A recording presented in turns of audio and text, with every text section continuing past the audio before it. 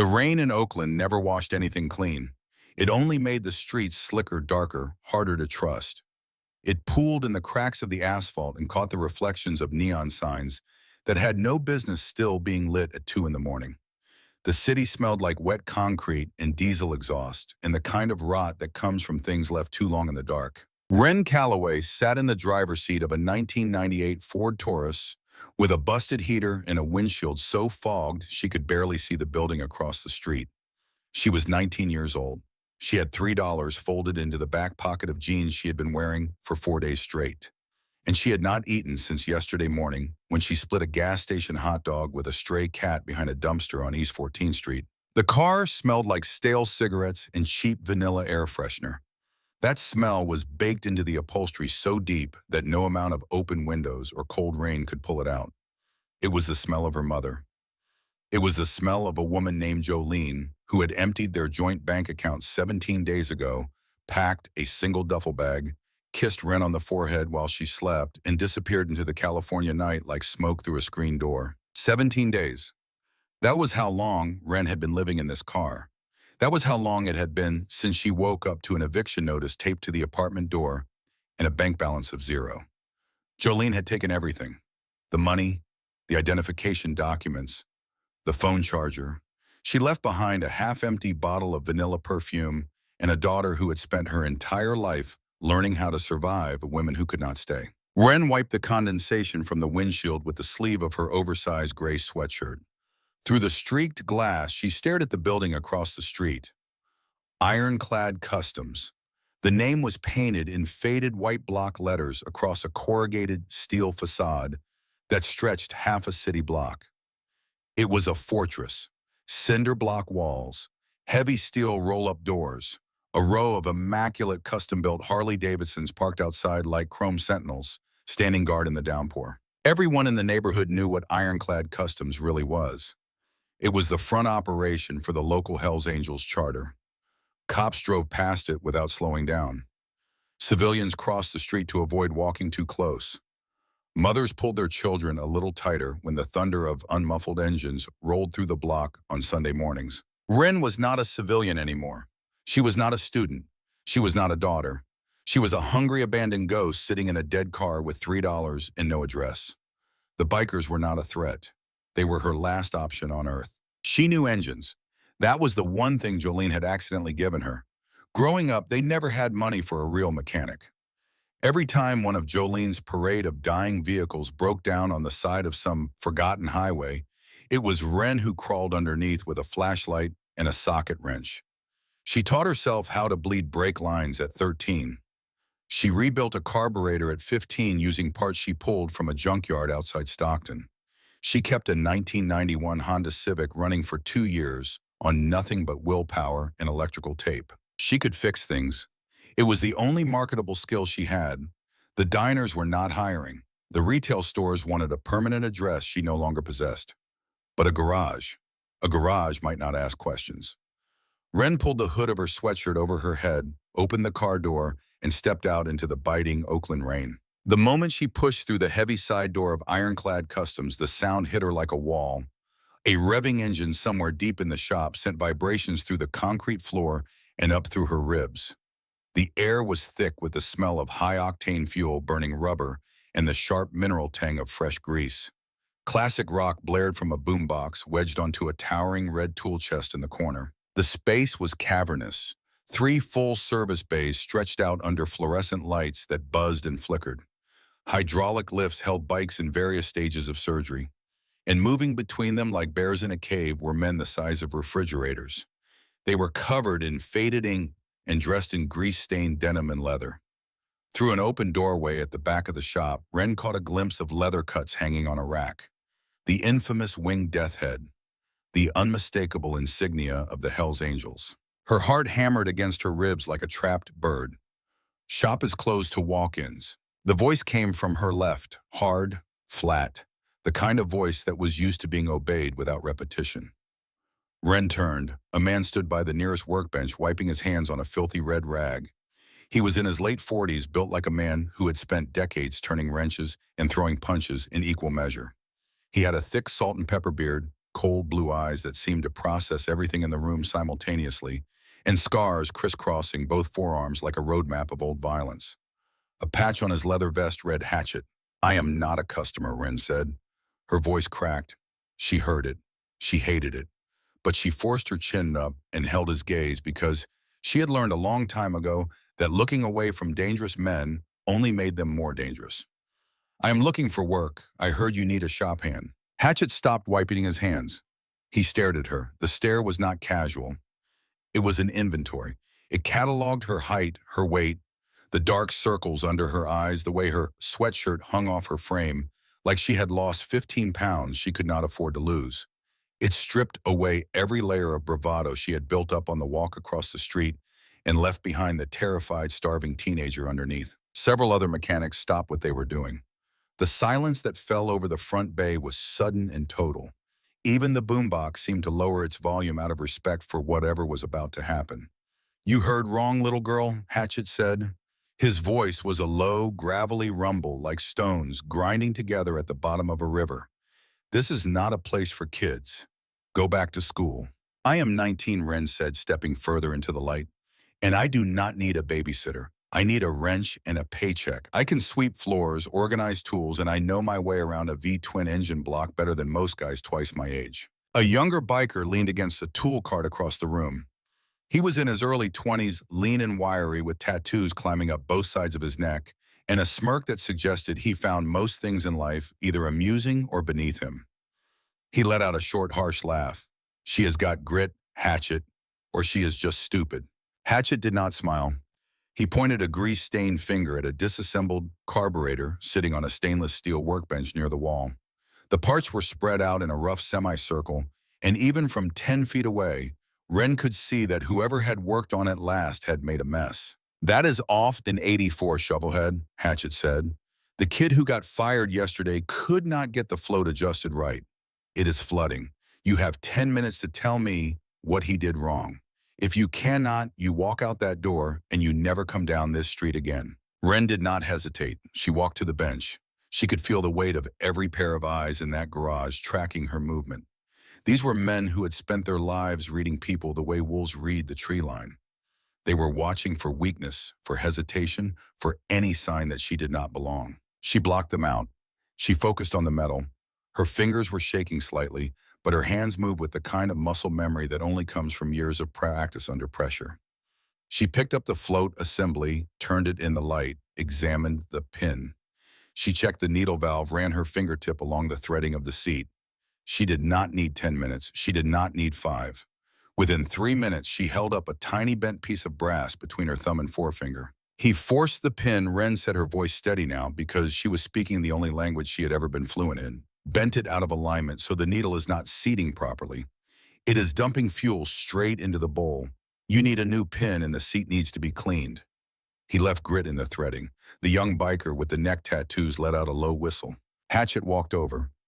He took the bent pin from her hand and held it up to the fluorescent light, rotating it slowly between his thick fingers. Then he looked at her. His expression did not change, but something shifted behind those cold blue eyes. Something that might have been recognition. "What is your name, kid?" "Wren. Wren Calloway." The shift was subtle, almost imperceptible, but Wren saw it. The muscle in Hatchet's jaw ticked. His eyes narrowed for half a second, then reset. He looked at her the way a man looks at a photograph he thought he had lost. "Minimum wage," Hatchet said, turning his back. "Off the books. You sweep, you scrub, you fetch parts, and you keep your mouth shut about anything you see or hear in this building. Understand?" "Yes, sir." "Do not call me sir. Starts at 6 tomorrow morning. Do not be late, Calloway." The first 2 weeks at Ironclad Customs were a masterclass in exhaustion and silent education. Wren's hands were permanently stained black. Her back ached from scrubbing concrete floors with industrial degreaser. Her ears rang constantly from the roar of air compressors and unbaffled exhaust pipes being tested at full throttle. She went to sleep tired in ways she did not know a body could be tired, and she woke up at 5:15 every morning already dreading the cold walk to the shop. But for the first time in her life, she had a purpose. She had a place to stand. The garage was a complex ecosystem with its own unwritten laws, and Wren learned her place at the bottom of the food chain quickly. She was the lowest rung. She fetched tools, cleaned parts, organized inventory, and kept her head down. The men around her were rough, crude, and deeply intimidating. They spoke in a language of grunts and shorthand and casual profanity that would have made a sailor uncomfortable. But beneath the surface, there was a code, a structure, a strange, fierce loyalty that held the whole operation together like bolts holding an engine block. The warnings came from outside. When Wren walked to the corner bodega in the evenings to buy her meager dinner of instant ramen, the older woman behind the counter leaned across the scratched plexiglass and whispered, "You should not be working with those men, sweetheart. They are dangerous. The angels do not play by the rules the rest of us do. One wrong step, and they will make you disappear." Wren had nodded, clutching her plastic bag. But she thought about the alternative. Society had not offered her a job when she was starving. Society had locked her out of her apartment and handed her an eviction notice. Society saw a 19-year-old girl with no address and no family and looked the other way. The bikers had handed her a wrench. Inside the garage, two men became the pillars of her new existence. The first was the young biker who had laughed on her first day. His name was Boone. He was 23, a prospect trying to earn his full patch with the club. Prospects occupied a strange middle ground. They were not yet full members, which meant they handled the worst jobs, the longest hours, and the most relentless hazing from the patched brothers above them. Boone channeled his own frustrations downward onto Wren. He hid her tools. He assigned her the filthiest jobs. He sent her on wild goose chases for parts that did not exist. Wren endured it for 8 days. On the ninth, she packed his heavy work boots with axle grease while he was in the bathroom. Every step he took for the rest of the afternoon made a thick, squelching sound that echoed through the shop. Boone had not gotten angry. He had thrown his head back and laughed so hard the men in the next bay looked up from their work. He walked over to Wren, his greased boots leaving dark prints on the concrete, and clapped her on the shoulder so hard she stumbled sideways. "All right, Calloway. All right." From that day forward, the hazing stopped. It was replaced by something that was not quite friendship, but lived in the same neighborhood. He started explaining things. How the club hierarchy worked, which brothers to avoid before noon, which tools belonged to which mechanic and should never under any circumstances be borrowed without permission. The second pillar was a man called Ox. Ox was a force of nature in human form. He stood 6 feet 6 inches tall and weighed somewhere north of 300 pounds. His beard reached the middle of his chest. His hands were the size of dinner plates. He was the master mechanic, a man who could diagnose an engine problem by sound alone, who spoke to motorcycles with a tenderness and patience he never extended to human beings. Rumors followed Ox like exhaust fumes. He had served time in San Quentin. He had put a rival gang member through a plate glass window. He had once lifted the rear end of a pickup truck off a man's leg with his bare hands. Wren did not know which rumors were true. She did not ask. What she knew was that Ox noticed things. He noticed that she drank water from the shop tap instead of buying lunch. He noticed that her sweatshirt was the same one she wore every day. He noticed that she was getting thinner. One rainy Tuesday morning, Wren was struggling to loosen a rusted bolt on a suspension swing arm. She had not eaten since the previous afternoon. Her arms felt hollow. Her vision kept going soft around the edges. She leaned into the breaker bar with everything she had, and the bolt did not move. Suddenly, a massive shadow fell over her. A grease-covered hand the size of a catcher's mitt appeared in her peripheral vision, holding a steaming foil-wrapped breakfast burrito. "Eat," Ox grumbled. His voice sounded like a landslide happening in slow motion. "You are getting too skinny, making the shop look bad." Wren took the burrito. The warmth of it seeped through the foil and into her frozen fingers. She felt the heat travel up through her hands and into her chest, and for a moment she could not speak, because her throat had closed around something that was not food. "Thank you, Ox. Do not thank me. Just do not pass out on my floor." He turned back to his welding without another word. It was a small gesture, a burrito from the food truck down the street. It cost maybe $4. But to a girl who had spent 19 years scavenging for scraps of affection the way other people scavenged for spare change, it was the largest act of kindness anyone had ever shown her. The bikers did not ask about her past. They did not pry. They demanded hard work and loyalty, and in return they provided something Wren had never experienced before. A structure, a rhythm, A place where the rules, however brutal, at least made sense. But the nights were the problem. As November crept into Oakland, the temperature dropped. The days were cold. The nights were vicious. After the shop closed and the men disappeared into the back for their meetings, Wren would slip out the side door and walk 3 blocks to the abandoned lot behind a condemned warehouse where she kept her Taurus. She would climb into the back seat, pull a pile of cheap blankets over herself, and curl into a ball so tight her knees touched her chin. She never fully slept. The cold would not let her. It came through the windows and the gaps in the door seals and the rusted holes in the floorboard. It wrapped around her bones and squeezed. She would lie there shivering, watching her breath form small white clouds in the dark, and she would think about Jolene. She would think about the way her mother used to hum while she cooked, the way Jolene could make a full meal out of nothing but canned beans and hot sauce and sheer determination. The way she always smelled like vanilla perfume, even when they could not afford soap. Then she would think about the empty bank account, the eviction notice, the silence of the apartment on the morning she woke up alone. And the warmth of the memories would curdle into something cold and hard, and Wren would press her face into the blanket and breathe through it the way she breathed through everything. One morning she returned to the car after her shift and found something that stopped her in her tracks. On the back seat, folded neatly on top of her pile of thin blankets, was a heavy wool blanket, military grade, the kind that could stop the cold dead. Next to it sat a brown paper bag containing a sandwich, a bottle of water, and 2 granola bars. There was no note, no explanation. Wren stood in the rain staring at the blanket and the food, and she felt something crack open in her chest that she did not have a name for. She looked around the empty lot. There was no one, just the rain and the broken concrete and the rusted skeleton of the warehouse. She did not know who had left it. She did not ask. She was afraid that asking would make it stop. It happened again 2 days later. This time a pair of heavy wool socks tucked inside the paper bag alongside a thermos of hot coffee. The thermos was dented and old, the kind a man might keep in the cab of a truck for 20 years without thinking about it. On the third morning, she found a small portable heater plugged into a heavy-duty extension cord that ran from behind the warehouse to a junction box she had not noticed before. Someone had rigged it in the night. Someone who knew about electrical systems and cared enough to do the work quietly and without asking for credit. Wren plugged the heater in and sat in the back seat of the Taurus, feeling the warmth slowly fill the small space. She pulled the wool blanket around her shoulders and ate the sandwich and drank the coffee, and she cried. Not out of sadness, out of something much more dangerous, out of the first faint, terrifying stirring of hope. She never saw who did it, but 3 days later, after the shop had closed for the evening and Wren was alone in the front bay finishing an inventory count, the heavy thud of boots echoed behind her. She turned. Hatchet stood in the doorway of his office, a clipboard in one hand and a ceramic mug of black coffee in the other.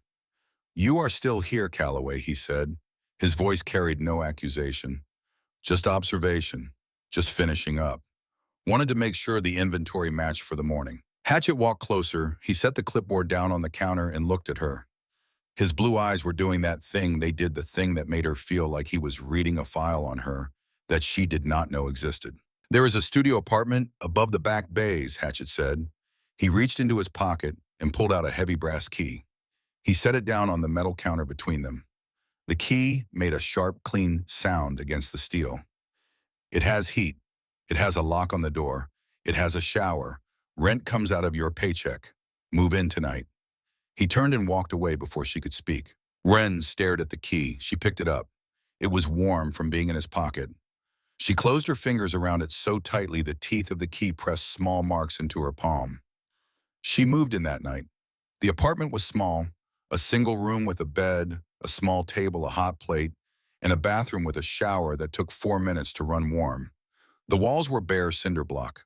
The floor was cold concrete covered with a thin industrial carpet that had seen better decades. It was the most beautiful room Wren had ever seen. She tested the lock on the door 7 times before she believed it worked. She stood under the hot shower until the water ran cold, washing 17 days of parking lots in fear off her skin. She lay down on the bed, pulled the wool blanket around herself, and listened to the distant hum of the garage below her feet. The vibration moved through the mattress and into her spine, and it sounded like the heartbeat of something enormous and alive. She slept, fully, deeply. For the first time in 17 days, she slept without shivering, without listening for footsteps, without curling into a ball to conserve heat. In the morning, she woke up and went to work.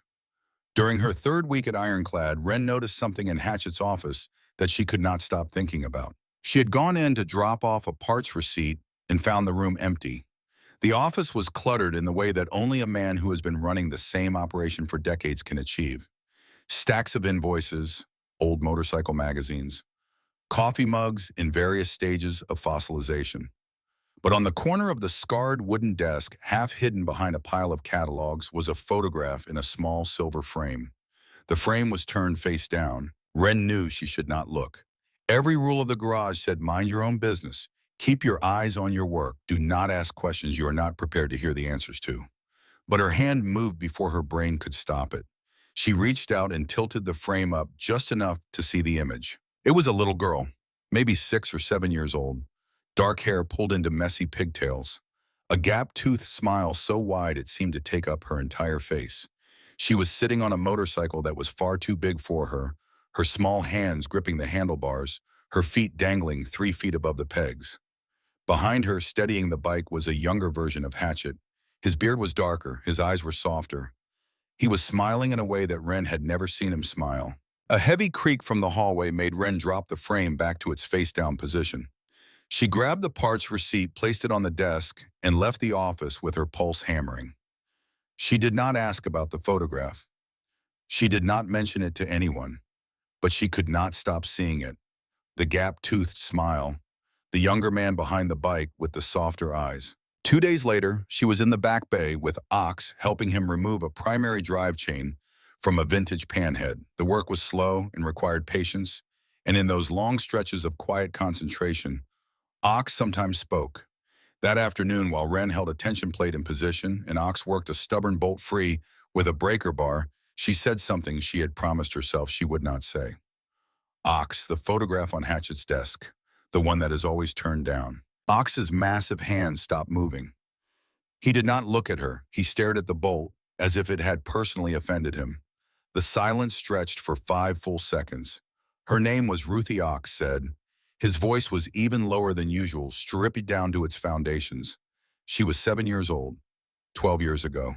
Car accident. Hatchett was driving. Wren felt the air leave her lungs. Ox went back to working the bolt. His hands were steady, but the muscles in his forearms were tight. That is all I am going to say about it, Yelloway. And if you are smart, that is all you will ever ask. Some doors in this place stay closed for a reason, not because the men behind them do not care, because they cared too much, and it broke something that does not heal. Wren nodded. She did not say another word for the rest of the afternoon. But that night, lying in her small apartment above the garage, she thought about Hatchett giving her the key to this room. She thought about the way he watched her from across the shop when he thought she was not looking. She thought about the wool blanket and the sandwiches and the portable heater rigged in the night. And she understood something that changed the way she saw everything. Hatchett was not just giving a homeless girl a place to sleep. He was trying to keep someone safe. Because 12 years ago, he had failed to keep someone safe, and the weight of that failure had turned a man with soft eyes into a man with eyes like blue ice. She was not his redemption. She knew that. People are not redemption. But she might have been his second chance to stand watch. And she decided, lying there in the dark, listening to the hum of the garage, that she would let him. The weeks settled into a rhythm. Wren woke at 5:15. She showered, dressed in her work clothes, and descended the metal staircase to the shop floor. She worked until 6 in the evening, sometimes later. She learned the names of the engines and the names of the men, and the difference between the ones who were dangerous and the ones who were merely frightening. Ox taught her how to read a torque specification by feel. Boone taught her how to check chain tension without a gauge. Hatchett said very little, but his silence had its own vocabulary. A nod meant good work. A grunt meant try again. A long stare followed by a slow exhale meant she had done something that reminded him of someone, and he needed a moment before he could speak. She had almost settled, almost let herself believe that this strange, rough, grease-stained world might be permanent. Then Taggart walked through the door. It was a Friday afternoon the week before Thanksgiving. The garage was buzzing with activity. A local charity toy run was happening the next day, and dozens of bikes were being prepped. Chrome was being polished. Exhausts were being tuned. The air smelled like brasso and anticipation. Wren was at the front counter, tallying a parts invoice when the glass door chimed. She did not look up immediately. "Be right with you," she called out. "Well now, ain't this a cozy little setup?" The voice hit Wren like a fist to the sternum. The pen dropped from her fingers and clattered onto the floor. She looked up and the blood drained from her face so fast she felt dizzy. Standing in the doorway was Taggart, her mother's ex-boyfriend, the man who used to drink away their rent money and who used his fists on the nights Jolene was not home.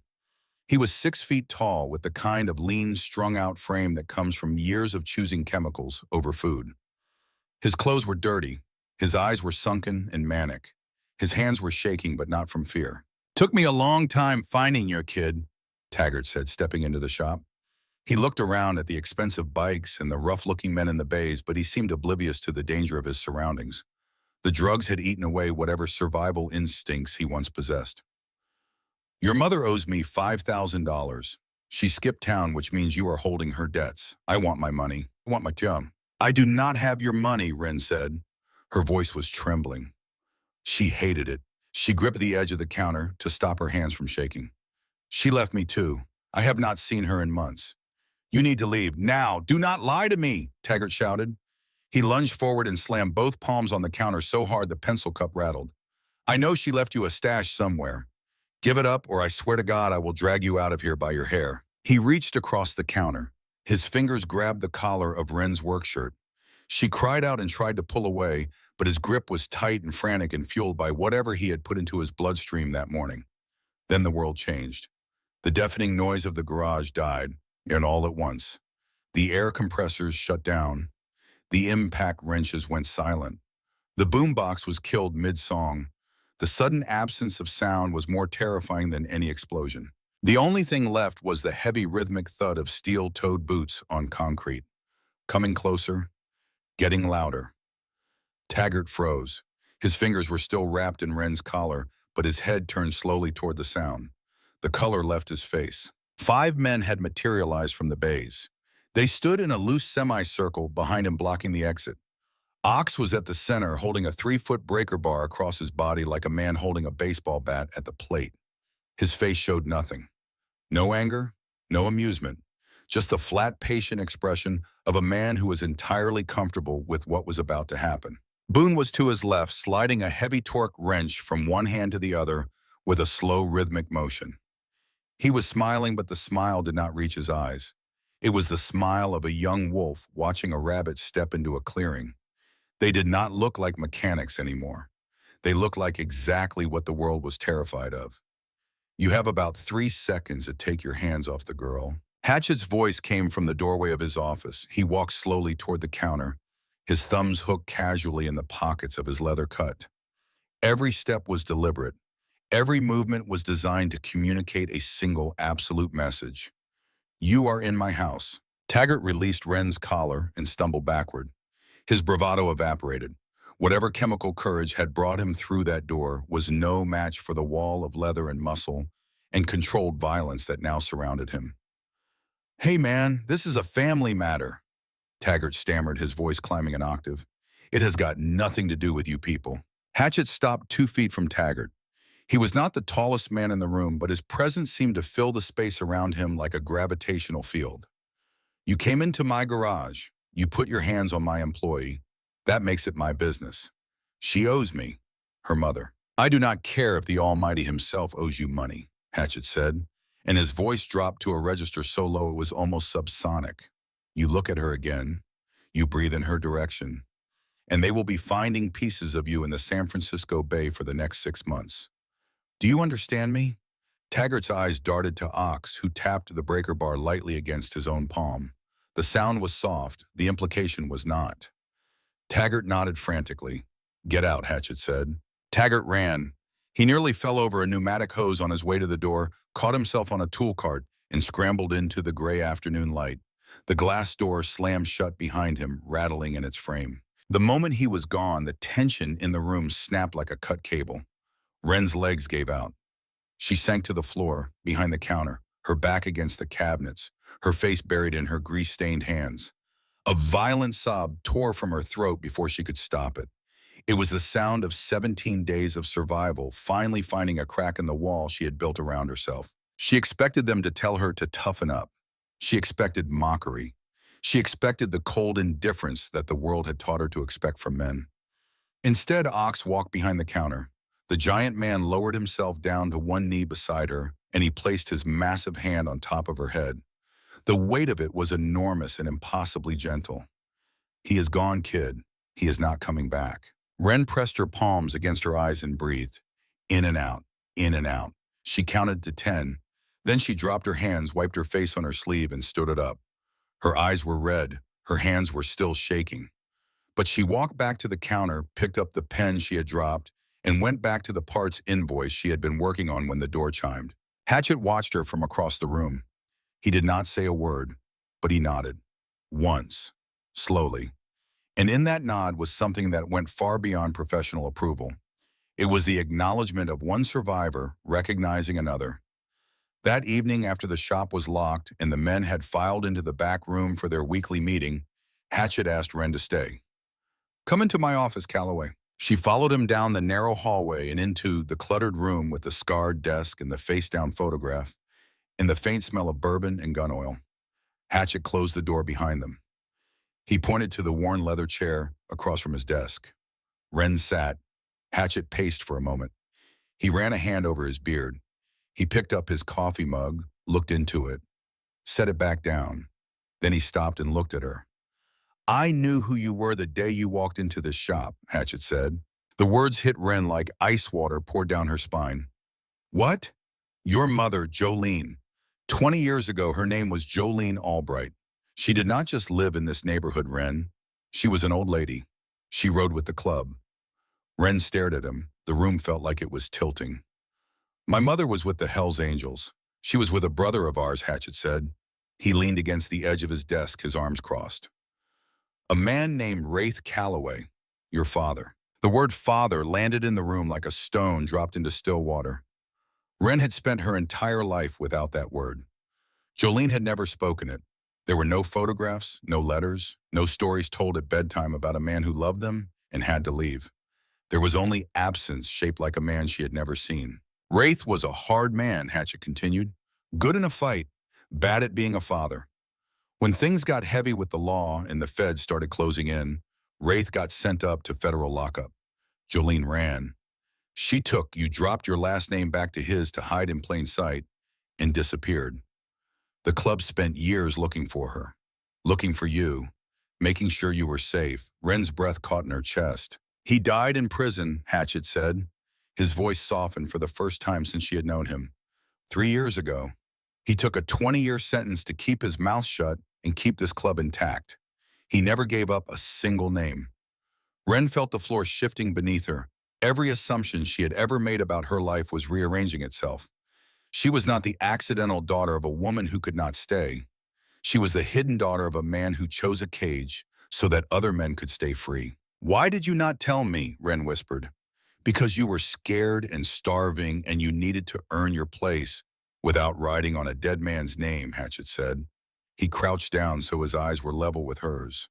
He looked at her the way a man looks at something precious that he has been entrusted to protect. "You are not just some straw we took in Calloway. You are club legacy.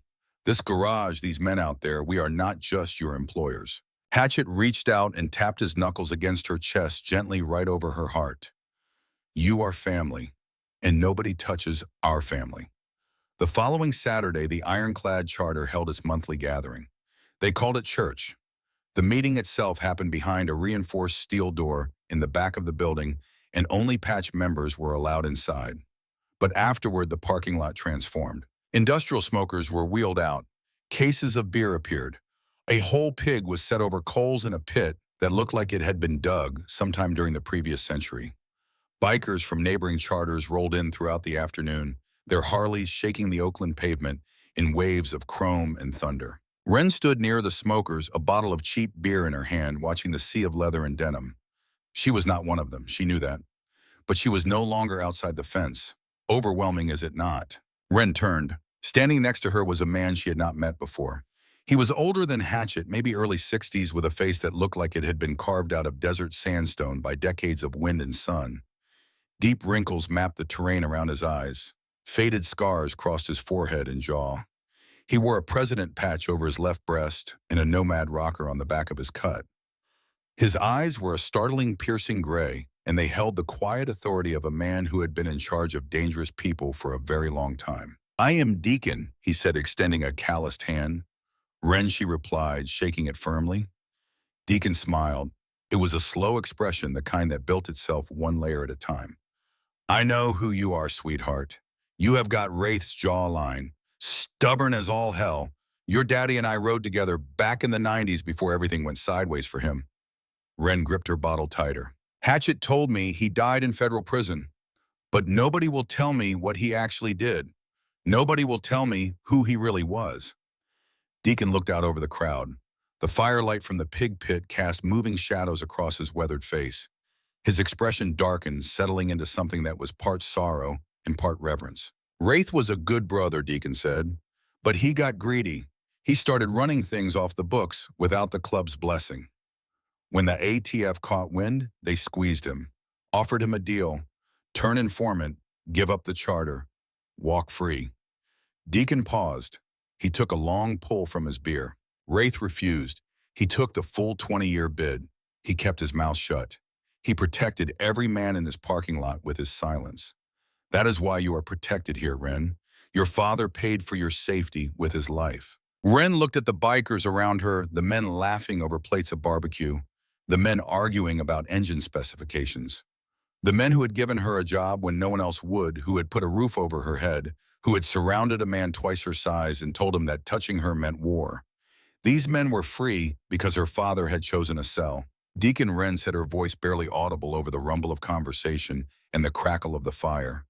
"Did he leave anything behind? Anything besides me?" Deacon looked at her. His gray eyes held something she could not quite read. A hesitation, a calculation, the careful weighing of how much truth a 19-year-old girl could carry without it crushing her. Then he looked away, out toward the line of Harleys gleaming under the string lights, and he said nothing. But his silence lasted one beat too long. And Ren Calloway had spent her entire life listening to the things people did not say. Something was out there, something her father had left behind. Something that mattered enough to make a man like Deacon choose his words the way a man chooses his steps in a minefield. And Ren knew with the cold certainty that had kept her alive through 17 nights in a dead car, that whatever it was coming for her whether she was ready or not. The storm came wearing a suit. It arrived on a Tuesday morning, 3 weeks after Deacon's silence at the pig roast. The Oakland rain had returned steady and gray, washing grease and grime into the gutters and turning the streets into dark mirrors. Ren was alone in the front bay changing the brake pads on a customer's Road King. The work was routine. Caliper off, old pads out, new pads in, compress the piston, reassemble. She could do it in her sleep now. Her hands had learned the language of the garage so completely that they moved without her conscious direction, leaving her mind free to wander into the places she had been trying to avoid. She had been thinking about Deacon's silence every day for 3 weeks. The way his gray eyes had flickered when she asked if Wraith had left anything behind. The way he had turned away without answering. The pause that lasted one beat too long. Something was out there. Something with weight. And the weight of it was pressing against the walls of her new life like water behind a dam. The sound of tires on wet pavement pulled her back. A dark sedan rolled up to the open bay doors blocking the exit. It was not the kind of car that belonged on this street. It was too clean, too deliberate, too government. 2 men stepped out. They wore cheap suits and cheaper shoes. They moved with the practiced authority of men who believed that the badge in their pocket made them untouchable. They did not have the rough, chaotic energy of the bikers. They smelled like peppermint gum and stale coffee, and the particular kind of arrogance that comes from spending too many years inside institutions that never question their own power. Ren slid out from beside the bike. Her hand found the heavy lug wrench on the workbench beside her. She did not pick it up. She just placed her fingers on it. "Shop is closed," she said. The taller one smiled. It was not a warm smile. It was the kind of smile a man uses when he wants you to know that he already knows the answer to the question he is about to ask. "We are not here for an oil change," he said. He reached into his jacket and produced a gold badge. "Agent Pruitt, Bureau of Alcohol, Tobacco, Firearms, and Explosives. You are Wren Calloway, Jolene Albright's daughter." Wren's blood went cold. It started in her hands and spread upward through her arms and into her chest, a slow freeze that turned her muscles rigid. "I do not know who you are talking about," she said. Pruitt chuckled. He leaned against the door frame and crossed his arms, settling in with the casual confidence of a man who had done this 100 times. "Sure you do not. Listen, kid. We know your father was Rafe Calloway. We know he left a safety deposit box before he got locked up. Inside it is a ledger, a book full of names, dates, and dollar amounts that documents every payoff, every dirty cop, every crooked judge, and every city official who was on the Hells Angels payroll throughout the late 90s and early 2000s. Your mother was supposed to hand it over to us 10 years ago as part of a deal we offered her. Instead, she ran. Now she is gone, and you are living in the garage of the very organization that put your father in a pine box." Wren said nothing.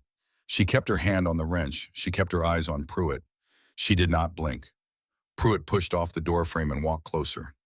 His partner stayed by the car, scanning the hallways and the back entrances with the nervous alertness of a man who understood exactly where he was standing. "They are using you," Wren Pruitt said. His voice dropped, taking on the false warmth of a man who has rehearsed compassion until it almost sounds real. "They do not care about you. They are keeping you close because they think your mother sent you here with the ledger. If they find it before we do, they will bury it, and they will probably bury you right alongside it." The words landed in Wren's stomach like stones dropped into cold water. She wanted to reject them. She wanted to feel nothing. But the truth was that Pruitt's words fit into the empty spaces that Deacon's silence had left behind. "Get off the property." The voice came from the shadows of the hallway like a cannon firing in a cathedral. Hatchet stepped into the light. Behind him, Ox and two other patched members materialized from the back of the shop.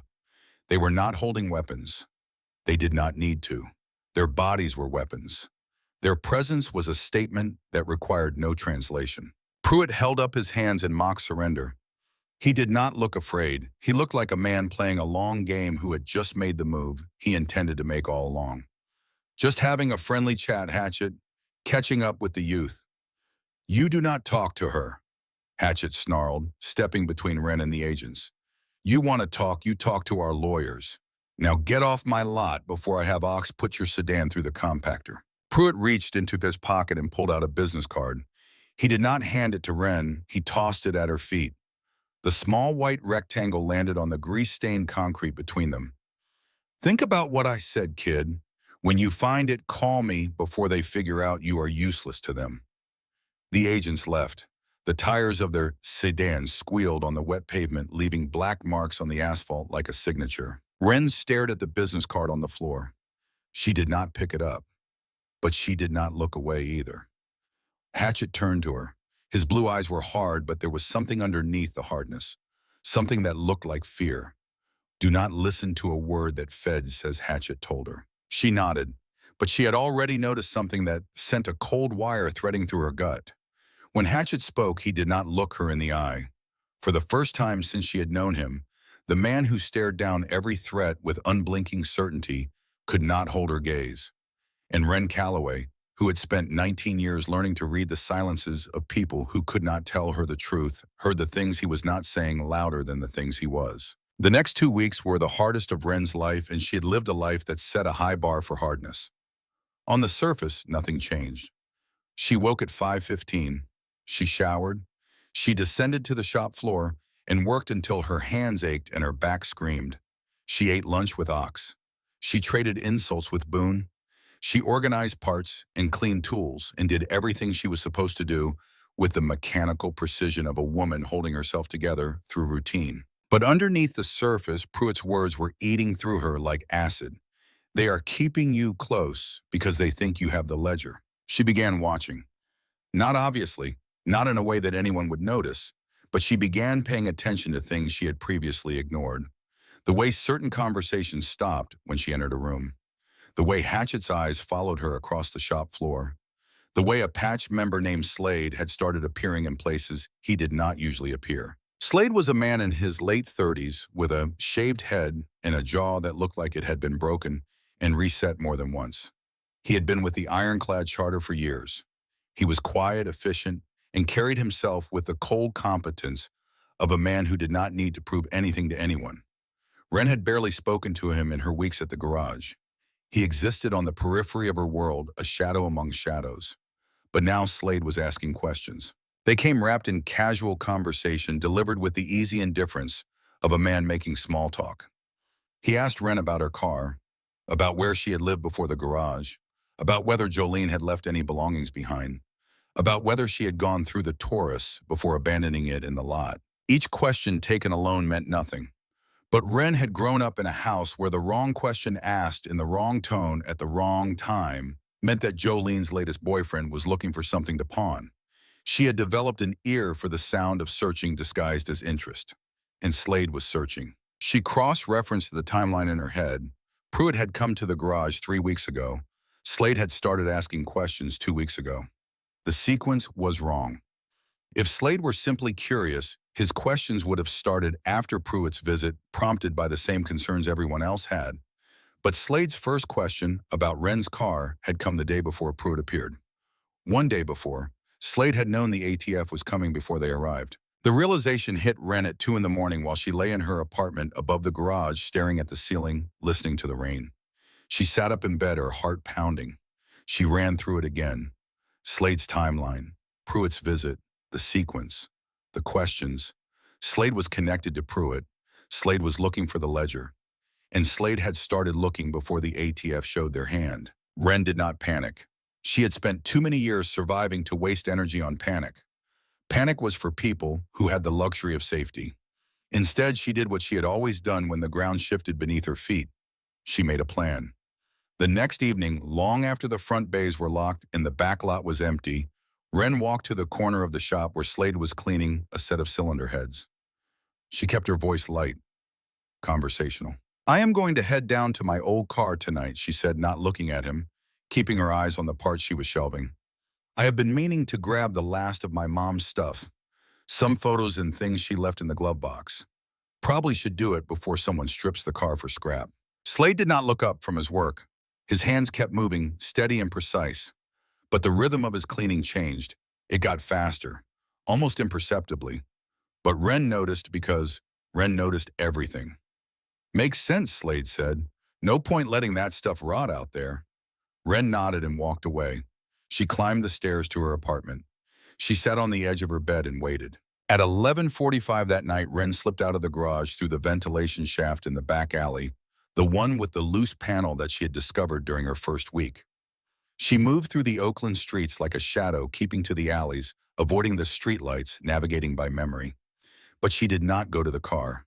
Not yet. She circled the block and positioned herself behind a dumpster on the south side of the abandoned lot where the Taurus sat on its flat tires. She crouched in the dark, pulling her hood low over her face, and she waited. At 12:20, she heard them. The crunch of heavy boots on gravel. Two sets of footsteps moving with the deliberate pace of men who did not want to be heard but were too large to be silent. Slade emerged from the shadows first. Behind him came Boone, the young prospect, his face pale and uncertain in the weak light from a distant street lamp. They went straight to the Taurus. Slade tried the driver door. It was locked. He pulled a slim tool from his pocket and worked the lock open in 4 seconds. Professional. Practiced. He climbed into the driver's seat and began searching. Glove box, under the seats, the console. Boone stood outside, shifting his weight from foot to foot, so looking in every direction like a man who knew he was doing something wrong, but could not figure out how to stop. Slade backed out of the car, his jaw tight. He kicked the flat tire. "It is not in here," Slade muttered. "Maybe she already grabbed it," Boone said. "Then we need to find it before Hatchet does." Boone hesitated. His voice dropped lower, but in the absolute silence of the abandoned lot, Wren heard every word. "What happens if she has it? If the kid already found whatever it is?" "Then we handle it," Slade said. "Hatchet protects the club first. You know the rules. Legacy or not, nobody is bigger than the patch." The words cut through the night air and into Wren's chest like a blade made of ice. She pressed her hand over her mouth to silence her breathing. Her eyes burned, but she did not cry. Crying was a luxury. Crying was what you did after. Right now, she was in the middle, and in the middle, you stayed still, and you stayed silent, and you gathered every piece of information the darkness was willing to give you. After 10 minutes, Slade and Boone left. Their boots crunched away into the Oakland night, and the silence returned. Wren stayed behind the dumpster for another 20 minutes. She was not being cautious. She was thinking, running every possibility through her mind the way she ran diagnostics on a misfiring engine, eliminating, testing, isolating the fault. Then she moved. She crossed the lot and opened the Taurus. The smell hit her first, vanilla and despair. Her mother's scent baked so deep into the cheap upholstery that 17 days of rain and cold and abandonment had not been able to wash it away. Wren climbed inside and went to work. She did not waste time on the obvious places. Slade had already checked those. She went straight to the fuse box under the steering column. The memory surfaced with perfect clarity. She was 16. The car's electrical system had shorted out. Jolene had gone completely hysterical, screaming at Wren not to touch the fuse box, insisting on paying a shady backyard mechanic 3 times the going rate to fix it, while she stood over him the entire time watching his hands. At the time, Wren had thought it was just another of her mother's irrational outbursts.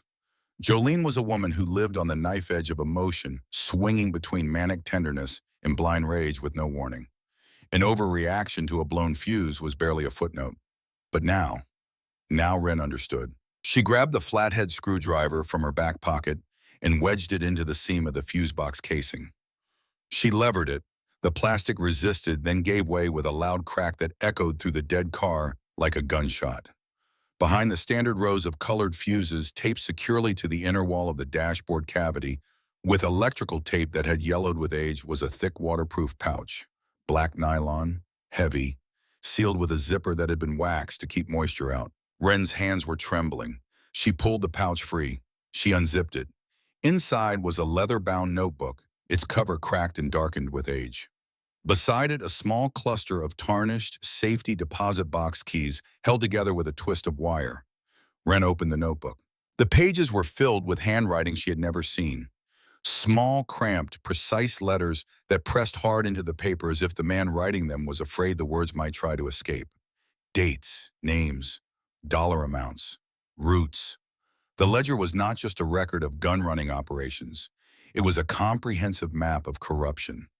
Dirty cops, bought judges, city officials who had taken money from the Hells Angels throughout the late 90s and early 2000s in exchange for looking the other way.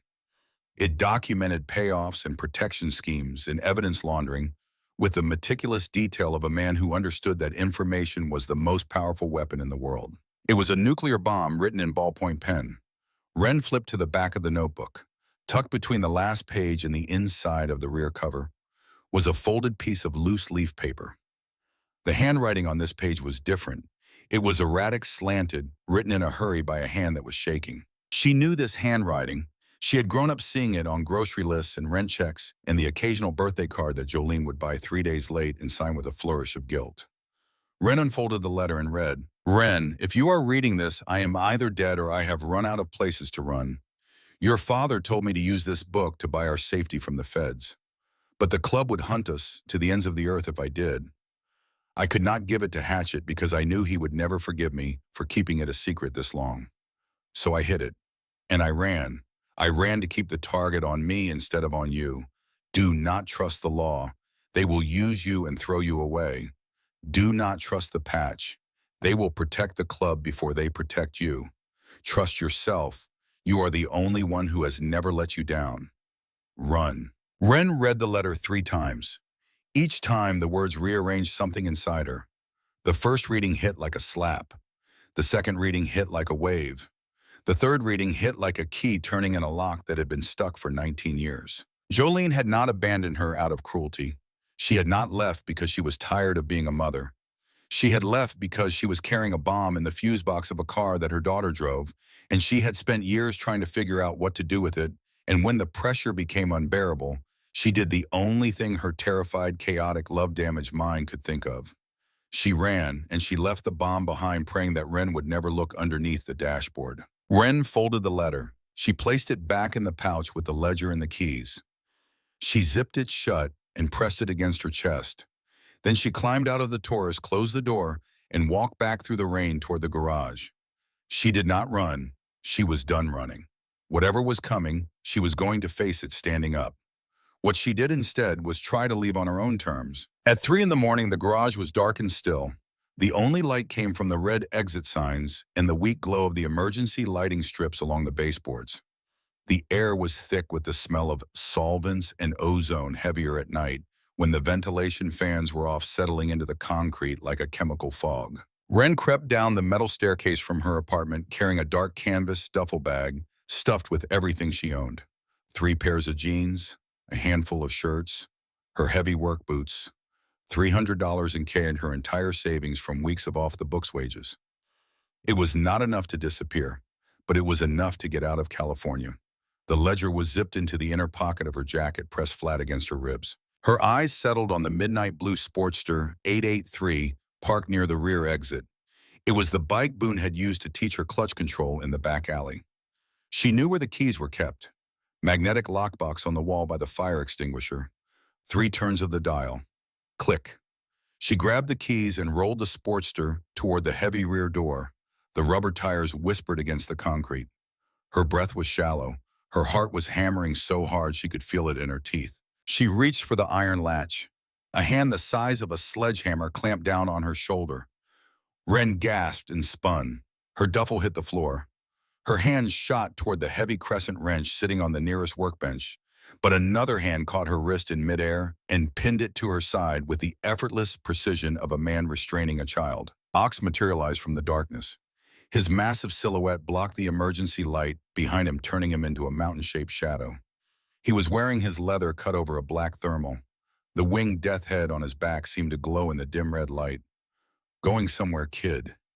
His voice was so low it was almost subliminal, a frequency felt in the chest more than heard in the ears. "Let me go, Ox," Wren hissed, struggling against his grip. It was pointless. Fighting Ox was like fighting geology. "I am leaving. You can tell Hatchet I ran. Tell him you did not see me." Ox did not move. He looked down at her with those dark eyes half hidden behind the wild thicket of his beard. His expression was unreadable, but his grip on her wrist loosened just enough to tell her he was not trying to hurt her. "You are stealing club property, Wren. That is a bad decision for a smart girl." "I do not care about the club," Wren shot back. The tears came then not from sadness, but from the sheer pressure of adrenaline and betrayal and exhaustion pressing against the inside of her skull. "I heard Slade and Boone tonight at my car. I know what they are looking for. I know Hatchet is just keeping me around until he finds my father's ledger so he can hand it to the ATF and save his own skin." Ox's grip loosened further. His brow furrowed. The giant man was processing what she had said, turning it over in his mind the way he turned a bolt slowly and with great care. "You heard Slade say that?" "Yes. He told Boone that Hatchet protects the club first, that I am just a loose end. That legacy does not matter when the patch is on the line." Ox was silent for a long moment. Then he released her wrist entirely. He took a step back. He rubbed his face with both hands, and in that gesture the fearsome master mechanic disappeared and was replaced by a tired man who suddenly looked every one of his 50-odd years. "You are half right," Kid Ox said. His voice was heavy. "Slade is looking for the ledger, but he is not doing it for Hatchet. He is doing it to save his own neck." Wren froze. "Agent Pruitt has been squeezing Slade for 6 months on a separate RICO charge," Ox continued. "Slade is looking at 20 years in a federal cell.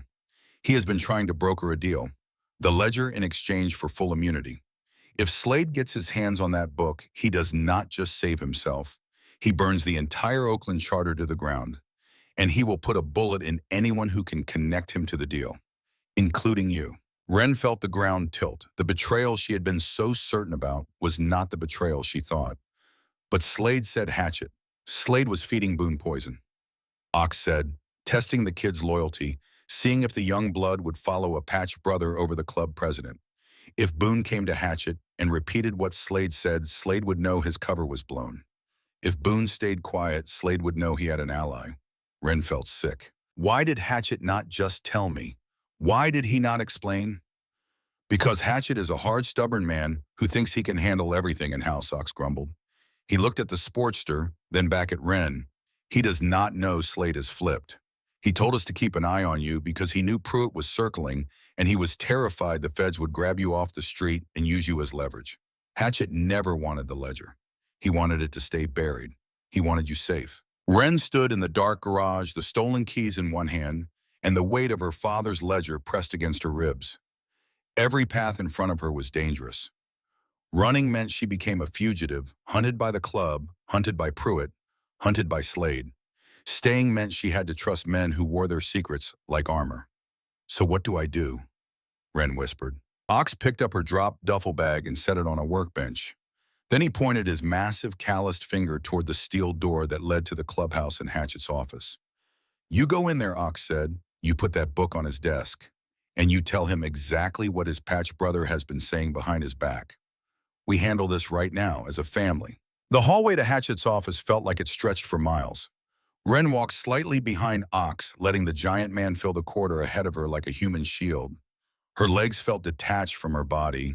Her hands were steady, but only because she had locked her fingers around the zipper of her jacket so tightly that her knuckles had turned white. Light spilled from beneath Hatchet's door, a sharp yellow line cutting across the dark linoleum. He was still awake at 3 in the morning. Wren wondered if he ever slept, or if he just sat in that cluttered room, surrounded by invoices and ghosts running the machine that Wraith Calloway's silence had kept alive.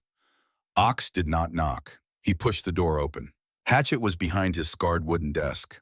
A half-empty bottle of bourbon sat next to a disassembled Glock 19, the parts spread out in a neat row on a stained shop rag. He was cleaning the barrel with a thin wire brush, his movements mechanical and precise. When the door opened, his blue eyes snapped up and locked onto Wren, then shifted to Ox. The muscle in his jaw flexed.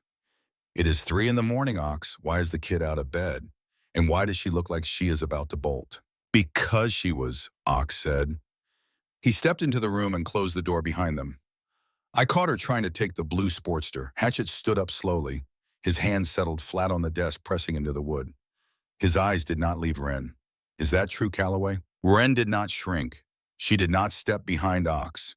She walked past the giant man and straight up to the desk. She unzipped her jacket, reached inside, and pulled out the black waterproof pouch. She placed it on the desk. She opened it, removed the leather-bound notebook, and set it down on the scarred wood directly beside the disassembled pistol. That is 20 years of your dirty laundry, Wren said. Her voice shook, but her chin was up and her eyes were locked on his. Every payoff, every dirty cop, every judge on the payroll. The exact thing my father died protecting. And the exact thing Agent Pruitt is trying to use to bury this charter. Hatchet stared at this notebook. The color drained from his face so slowly it was like watching a tide go out.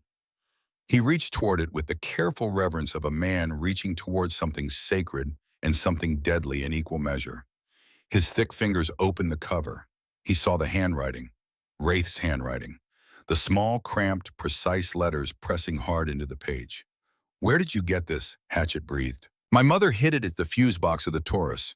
She has been driving around with a bomb under the dashboard for years. Wren paused. She steadied her breath. But that does not matter right now. What matters is that Slade and Boone were at my car 2 hours ago looking for it. Slade is working with Pruitt.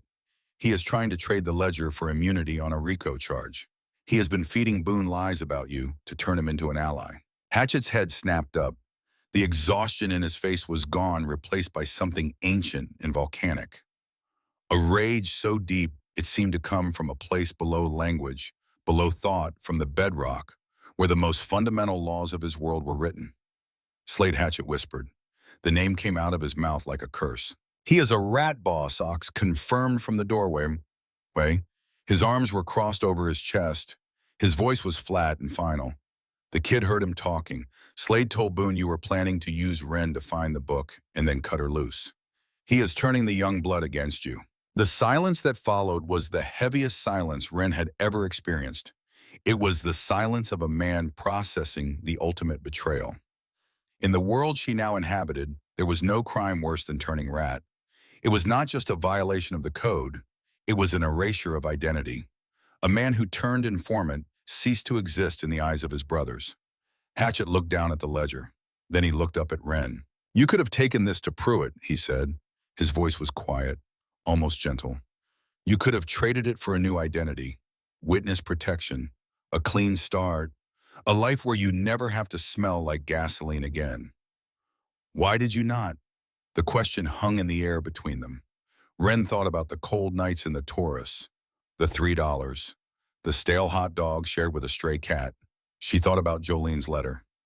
Trust yourself. Run. Then she thought about the burrito Ox had brought her on a rainy Tuesday morning, the weight of his hand on her head when Taggart had been thrown out of the garage, the brass key Hatchet had placed on the counter without explanation, the wool blanket left on her back seat in the middle of the night by someone who never asked for credit. Because Pruitt is not my family, Wren said. You are. Hatchet looked at her for a long time. His blue eyes were bright, not with tears. Hatchet was not a man who cried, but with something that burned hotter than tears and lasted longer. Then he did something Wren had never seen him do. He reached across the desk and picked up the photograph that had been lying face down for 12 years. He turned it over and looked at it. The little girl with the pigtails and the gap-toothed smile sitting on a motorcycle too big for her with a younger man behind her who still knew how to be soft. Hatchet held the photograph for a moment. Then he set it down face up on the desk beside the ledger. Her name was Ruthie, Hatchet said. His voice was stripped down to its foundations, bare concrete with nothing built on top. She was 7 years old. I was driving. I should not have been driving. It was late and I was tired, and I told myself it was only 3 more miles. 3 miles. I fell asleep for 2 seconds. 2 seconds and I woke up in a ditch with a shattered windshield and my daughter in the back seat who would never wake up again. Wren could not move. She could not breathe. The room had contracted around the two of them, and the photograph, and the ledger, and the weight of all the things that cannot be undone. 12 years, Hatchet continued. 12 years I have been trying to pay for those 2 seconds. Every day I wake up owing a debt I can never settle. And then you walked into this shop with your mother's eyes and your father's stubborn jaw and $3 to your name, and I swore on Ruthie's name that I would not lose another one. Not you, not ever. He looked at Wren. His eyes were clear and steady and absolutely certain. I did not keep you for the ledger Calloway. I kept you because you were the second chance I do not deserve. And you just proved you deserve a hell of a lot better than anything I can give you. Hatchet picked up the ledger. He held it out to Wren. She took it confused. Wraith left that for your mother to buy her safety, Hatchet said. It belongs to you. He reached into his desk drawer and pulled out a heavy chrome Zippo lighter. He tossed it to Wren. She caught it with one hand. The feds are going to come for this building the second Slade realizes the book is gone. I am going to deal with the rat in my house. But I cannot protect you in that book at the same time. As long as it exists, Pruitt will never stop hunting you. The ATF will never stop tearing your life apart. Wren looked down at the notebook in her hands. The cracked leather cover. The yellowed pages filled with her father's handwriting. It was the only tangible proof that Wraith Calloway had existed. The only thing he had left behind besides a daughter he never met and a 20-year silence that had kept these men free. Destroying this means the feds have nothing on the club, Wren said. It means we are safe, Hatchet corrected. He slid the magazine into the reassembled Glock and racked the slide. The metallic clack echoed in the small room like a period at the end of a sentence. He holstered the weapon and walked around the desk until he was standing directly in front of her. You burned that book, Calloway, and there is no going back to the civilian world. You erase the only leverage you have. You do this, and you are tied to ironclad customs to me, to Ox, and to the patch for the rest of your natural life. Are you ready to be a ghost kid? Wren looked at the Zippo in her hand. She looked at the ledger. She looked at the photograph of Ruthie, 7 years old and smiling in the California sun, on a motorcycle she would never get to ride. She flipped the lid of the Zippo. The sharp sneck echoed in the small office. She struck the flint. A small yellow flame appeared steady and clean, illuminating the dark corners of the room and casting long shadows across the scarred desk and the face of the man who had been waiting 12 years for someone to save. Wren held the flame beneath the leather cover of her father's legacy. The edge curled, blackened, caught. The smell of burning paper and old leather filled the air, thick and acrid and final. I was already a ghost, Wren said, watching the fire take hold. Now I am just home. The last page turned to ash in the metal trash can. The office smelled like burned leather and finality. Hatchet stood by the window, his silhouette framed by the flickering neon glow of the ironclad custom sign outside. He was not watching the fire. He was watching the street. His body was coiled with the particular tension of a man preparing for violence, not the explosive kind that comes and goes in seconds, but the slow surgical kind that requires absolute control. Ox has the inner circle in the back, Hatchet said, without turning around. His voice carried no emotion. It was a voice that had already moved past feeling and into function. Slade thinks he is coming in for a standard briefing on the toy run logistics. Boone is with him. Hatchet paused. The neon sign outside buzzed and flickered, casting red and white pulses across his weathered face. Boone is young, Hatchet continued. He is impressionable. He listened to a rat because the rat wore a patch and the kid was afraid of making the wrong move.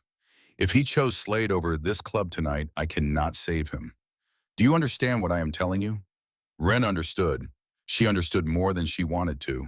In the world she had entered, loyalty was not a feeling. It was an action, and the failure to act was judged just as severely as the act itself. Boone is not a rat, Wren said. Her voice cracked, but she did not look away from the dying embers. He was manipulated. He did not know. Hatchet turned from the window. His eyes were hard. The blue had gone dark, the color of deep water, where the light does not reach. In this life, Calloway listening to treason without reporting it is the same as committing it. He walked to the door. His hand rested on the handle. Stay here. If you hear gunshots, you go out the window, take the Sportster, and you do not stop until you hit the Nevada state line. Do you hear me? Wren nodded. Her throat was too tight to speak. Hatchet opened the door. The hallway beyond was dark except for a thin strip of light coming from beneath the churchroom door at the far end.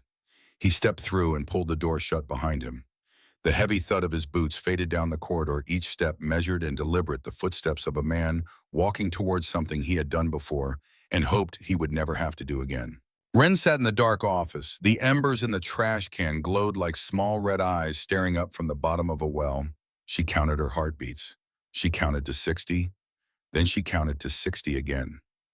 The garage was silent, the kind of silence that has weight and texture that presses against the eardrums and fills the spaces between thoughts with dread. Then the silence broke. It was not gunfire, it was voices. A sudden eruption of shouting muffled by the reinforced walls of the church room, but violent enough to vibrate through the floor. Then came the sound of a heavy body hitting something solid. Wood. A table. The impact was followed by a grunt and more shouting and the sharp crack of bone meeting bone. Wren could not stay in the chair. Her body would not allow it. The same instinct that had driven her to crawl under broken cars and fix engines in the dark. The instinct that said, move toward the problem, not away from it, pulled her out of the office and into the corridor. She crept down the hallway with her back against the cold cinder block wall. The light beneath the church room door was brighter now. Someone had turned on the overhead fluorescence. The shouting had stopped, replaced by something worse. A single voice speaking at a volume that was almost conversational, but carried the density of a scream compressed into a whisper. The door was cracked open. Not much, 3 inches, enough to see. Slade was pinned against the heavy mahogany meeting table that dominated the center of the room. Ox had one massive hand wrapped around his throat, pressing him down against the polished wood with the dispassionate efficiency of a man pinning a specimen to a board. Slade's face was turning purple. His hands clawed at Ox's forearm, but he might as well have been trying to bend rebar. 2 other patch members stood guard at the door. Wren recognized them. Miller and Kelso, old guard, men who had been with the charter since before Wraith's arrest. Their faces showed nothing. They were witnesses. Their job was to watch and to remember. Boone was in the corner. He sat in a wooden chair with his hands on his knees and his face the color of wet cement. His eyes were wide. His lower lip was trembling. He looked like a young man who had just realized that the world he had been trying so hard to enter had teeth, and those teeth were now very close to his skin. Hatchet stood over Slade. He held the empty black waterproof pouch in one hand, the one Wren had found in the fuse box. He held it up so Slade could see it. Looking for this Slade, his voice was terrifyingly calm. The calm of deep water, the calm of a man who has moved past anger into the cold mechanical territory of judgment. Slade gasped for air, his eyes bulging. Ox eased the pressure on his throat just enough to let words through. Hatchet, I can explain. The feds. They had me cornered. They were going to put me away for life. I did not have a choice. We all take that risk when we put on the cut, Hatchet said. The calm shattered. He slammed his fist into the table 6 inches from Slade's head. The sound was like a gunshot. The table shuddered. A coffee mug that had been sitting near the edge toppled and shattered on the concrete floor. You were going to sell out a dead brother's daughter. You were going to hand over Wraith's legacy to a federal agent just so you could sleep in a bed instead of a cell. You would have let Pruitt use that girl as a pawn, and when she was no longer useful, you would have let her disappear.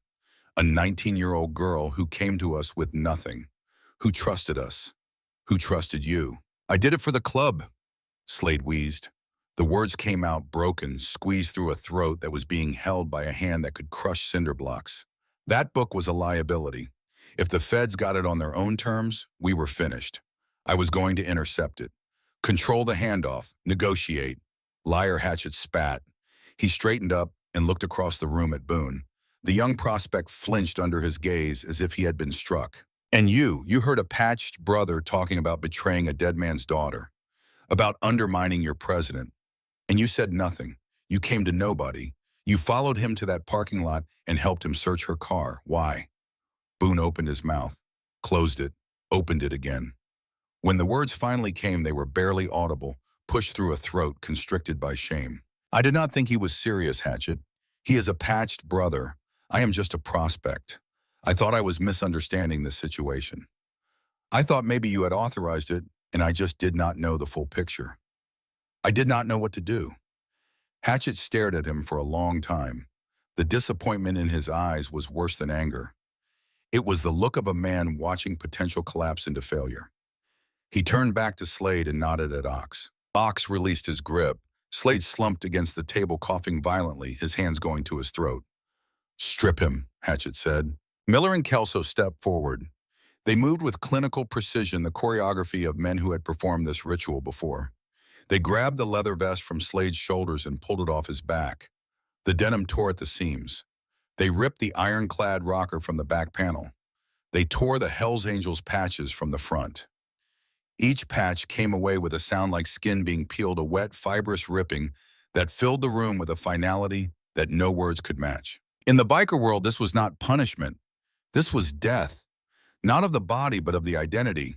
A man without his patches was a man without a country, without a brotherhood, without the only family that had ever claimed him.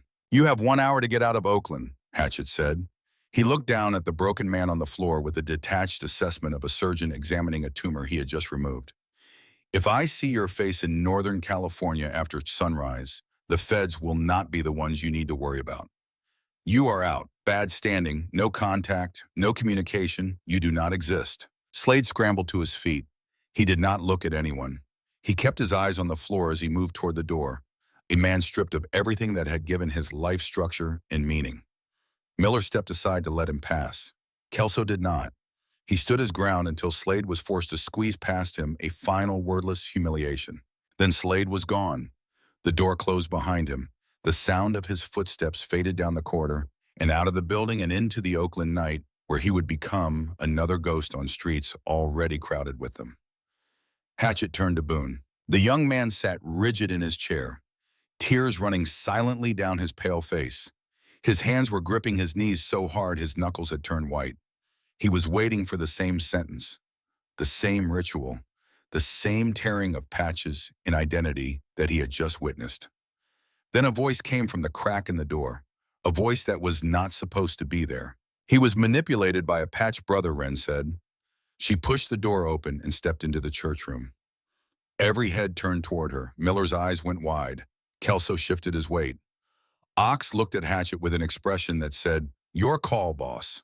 Wren walked into the room. She was not a member. She had no patch. She had no standing in this hierarchy. By every rule of this world, she had no right to speak in this room. But she spoke anyway because she had earned something that night that was worth more than a patch. Boone is 23 years old, Wren continued. She looked at Hatchet. Her voice was steady. She did not flinch. He has been in this club for less than a year. Slade has been patched for over a decade. When a full member tells a prospect something, the prospect does not question it. That is the rule. Boone followed the rule. He followed it in the wrong direction because the man giving the orders was a traitor. That is not the same thing as being one. The room was silent. Hatchet looked at Wren, he looked at Boone, he looked at the pile of torn patches on the floor where Slade's identity lay in pieces. Then he looked back at Wren, and in his eyes she saw something she had never seen before. Not just respect, not just recognition, but the quiet, almost reluctant acknowledgement that the girl standing in front of him was no longer a girl at all. Hatchet turned to Boone. "You are back to day one," Hatchet said. His voice was firm, but it had lost its edge. "Prospect status, full restart. You sweep floors, you scrub toilets, you do every dirty job in this shop without complaint. You earn that patch again from scratch, or you follow Slade out that door. Do you understand?" Boone nodded frantically. The relief on his face was so raw and so enormous that it seemed to collapse his entire body. His shoulders dropped, his hands unclenched. He exhaled for what seemed like the first time in an hour. "Yes, Hatchet, yes. I understand, thank you." Hatchet did not acknowledge the gratitude. He turned to Ox. "Clean this up. Church is over." As the men began to file out, Hatchet caught Wren's eye. He did not smile. He did not speak. He tapped his knuckles against his chest twice over his heart. Then he walked past her and into the hallway. Wren stood alone in the church room for a moment, looking at the torn patches on the floor. The winged death head stared up at her from the crumpled leather, its empty eye sockets dark and unblinking. She turned and walked back to her apartment and lay down on her bed and listened to the garage humming beneath her. She did not sleep. But for the first time since she had found the ledger, the silence did not feel like a threat. It felt like a clearing after a storm. The sun bled over the Oakland skyline at 6:47 the next morning, casting long orange shadows across the industrial cranes and shipping containers that lined the waterfront. The light was hard and clean, the kind that comes after a night of rain when the clouds have finally exhausted themselves and moved east toward the mountains. Inside Ironclad Customs, the air still carried the faint, acrid trace of burned leather and paper. Wren sat on a stool at the back workbench, methodically cleaning a set of torque wrenches. The rhythmic motion of the rag against the chrome was meditative. She was not just cleaning tools. She was anchoring herself to the present because the present was the only territory she controlled. At exactly 7 o'clock, the familiar hum of a high-performance engine vibrated through the open bay doors. It was not the rumble of a Harley. It was the whine of a government sedan. Agent Pruitt did not bother parking on the street. He pulled directly into the lot, his tires spraying gravel against the cinder block wall. 4 men in tactical windbreakers climbed out behind him, a TF in bold yellow letters across their backs. They moved with the synchronized confidence of a unit that had done this 100 times before. Pruitt kicked the side door open so hard the handle punched a dent into the drywall behind it. He strode into the garage, holding a folded document above his head like a flag of conquest. "Search warrant," Pruitt announced. His voice echoed off the corrugated steel ceiling and bounced around the concrete bays. "We have probable cause to believe that stolen government property and evidence related to an ongoing criminal conspiracy are being held on these premises, specifically the personal records of one Wraith Calloway." He did not hand the warrant to Hatchet. He slapped it onto the red tool chest nearest the door, right next to a puddle of spilled transmission fluid. The paper soaked up the pink liquid along its bottom edge. Hatchet stood by his office door, holding a ceramic mug of black coffee. The steam curled around his face like smoke from a slow fire. He looked at the warrant with the same interest a man might give a flyer for a pizza restaurant he had never heard of. "You are early, Pruitt, but if you are here for a tour, we run a clean operation. Feel free to admire the engines, just do not touch the chrome with those federal fingers. Hard to get the smudges off." The agents did not laugh. They moved through the garage like locusts. They tore open the meticulously organized parts bins, scattering bolts and gaskets and O-rings across the concrete floor. They ripped open the lockers in the break room, throwing personal effects and spare leather vests into careless heaps. 2 agents went straight for the stairs and disappeared into Wren's apartment. She could hear them above her, the mattress being flipped, the small dresser being emptied, the floorboards being tapped and hammered to check for hollow spaces. They were taking apart the only room she had ever felt safe in, and the violation moved through her body like a low current of electricity, hot and sharp. But she did not look up from her workbench. She kept cleaning the wrenches. She kept her breathing steady. She let the sound of the search wash over her the way the rain washed over the Oakland streets, knowing that it would pass, knowing that the thing they were looking for no longer existed. Pruitt watched his men work for 20 minutes. Then he walked across the shop floor, his polished shoes clicking against the concrete, and stopped directly in front of Wren's workbench. He leaned forward. His face was inches from hers. He smelled like peppermint gum and stale coffee and the particular desperation of a man whose career depends on finding something that has already turned to smoke. "Where is it, Wren?" His voice was low and tight, stripped of the casual arrogance he had worn like a costume during his first visit. "We know you went to the car at 2 in the morning. Our surveillance saw you leave the garage and walk to the lot. We know you accessed the vehicle. We know you took the black pouch from the dashboard cavity. This is your last chance to be a victim in this story. Once I prove you destroyed federal evidence, you are not a scared kid anymore. You are an accomplice. And I will personally make sure you spend the next 5 years in a cell in Dublin." Wren stopped cleaning. She set down the wrench and the rag. She looked up at Pruitt and her eyes were calm. Not defiant, not angry, calm. The kind of calm that comes from having already passed through the worst thing and come out the other side. "I do not know what you are talking about, Agent Pruitt. I went to my car because I could not sleep. I was looking for some old photographs of my mother. It is a piece of junk sitting on flat tires in an empty lot. If there was a pouch in there, someone must have taken it months ago. This is not exactly a secure neighborhood." Pruitt's jaw tightened. A vein pulsed in his temple. He reached toward her shoulder as if he wanted to grab her and shake the truth loose, but his hand stopped in midair. He had caught Hatchett's gaze from across the room. Ox had moved to a position 3 feet behind the agent. His massive arms crossed, his expression blank, impatient, and utterly terrifying. Pruitt pulled his hand back. The search continued for 3 hours. The lead agent returned from Wren's apartment with empty hands and a frustrated expression. "Nothing, sir. We checked the ventilation ducts, the plumbing access panels, and the subflooring. The apartment is clean." Pruitt's face turned the color of a bruise, purple and yellow and dark around the edges. He turned back to Wren, his voice dropping to a hiss that only she could hear. "You are playing a very dangerous game, kid. These men are not your friends. They are a criminal organization, and the second you become a liability instead of an asset, they will throw you away like a used oil filter. Come with me right now and I can still get you into witness protection. I can give you a name, a school, a life where you do not have to smell like engine grease every single day of your existence." Wren wiped her hands on a rag and stood up from the workbench. She was taller than the last time Pruitt had seen her.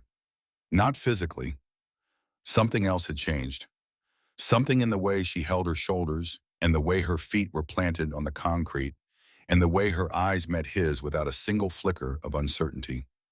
"I am already protected," Wren said.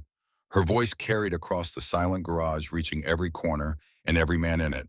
She reached up slowly and pushed the sleeve of her left arm past her elbow. On the pale skin of her inner forearm, still fresh, still slightly raised and tender, was a tattoo. It was not the full-winged death head that took years of service and sacrifice to earn. It was smaller, elegant, a set of spectral wings rendered in fine black linework, and in the center, in classic block lettering, a single word: Wraith. It was a legacy mark. In the language of the Hells Angels, it was a declaration that transcended paperwork and legal boundaries and the authority of any federal agency. It meant that the person wearing it was under the permanent protection of the charter. Not an employee, not a guest, not a ward. Family. Blood recognized by iron. Pruitt stared at the ink. The implications of it sank into his face layer by layer, each one stripping away another fragment of his authority. To pursue Wren now was to declare war on every charter in Northern California. Not over evidence, not over a ledger, over a girl. And that was a war the Bureau of Alcohol, Tobacco, Firearms, and Explosives was not prepared to fight. "We are done here," Pruitt barked. His voice cracked on the second word, fracturing like ice under sudden weight. "Pack it up, all of you now." He turned to Hatchett and pointed a trembling finger across the garage. "This is not over. We will be watching every bike that leaves this lot. We will be in your taxes, your trash, your rearview mirrors. Every time you breathe, I want you to smell me. Then I will be sure to invest in better air freshener." Hatchet replied. He did not blink. He did not move.